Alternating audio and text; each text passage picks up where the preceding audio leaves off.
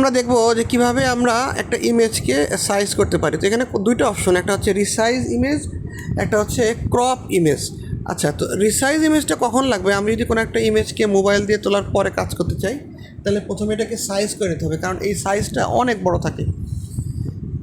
আর যদি মনে হয় যে পেপার থেকে শুধু, তাহলে ক্রপ করলেই হবে। তাহলে আমি রিসাইজ ইমেজে গেলাম, আমি এমন একটা ছবি নিই যেটা মোবাইল থেকে ছবি তোলা। আচ্ছা, তো এটা দেখেন অলরেডি কিন্তু প্রায় 3500 কাছাকাছি। তো এত বড় কিন্তু আমার লাগবে না। তো আমি জাস্ট ডান পাশ থেকে গিয়ার আইকনে ক্লিক করব। গিয়ার আইকনে ক্লিক করলে কাজ শেষ না।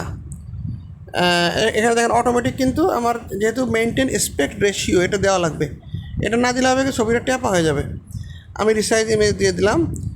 এখন যেটা হলো যে ডাউনলোড ইমেজ, কিন্তু ডাউনলোড দিলে হবে না, কারণ যেহেতু আমার সাইজ কিন্তু এখনও কন্ট্রোলে আসে নাই। আমার তো 700/400 করতে হবে। এই জন্য আমি ক্রপ ইমেজে যাওয়ার পরে আমি এখান থেকে আবার 700/400 করে দেব। আচ্ছা, করার পরে আমি কোন অংশটা দরকার, এটা কিন্তু আসলে একটু কঠিন ছবি। তারপর আমি ধরেন এতটুকু নিলাম, নেওয়ার পরে আমি এবার ক্রপ ইমেজ দিব। ক্রপ ইমেজ দিয়ে আমি এবার জাস্ট ডাউনলোড দিব।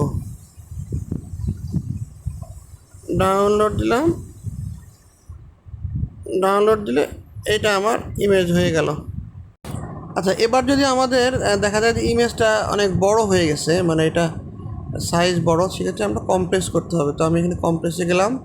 কম্প্রেসে গিয়ে আমি ইমেজটা দেখাই দিব। ইমেজটা দেখাই দিয়ে টান দিলেই দেখেন আমার ইমেজটা কম্প্রেস হয়ে যাবে। দেখেন এটা আগে ছিল 318 KB, এখন হয়ে গেছে 76 KB। এইভাবে আমরা এই সাইড থেকে সমস্ত কাজ করতে পারবো।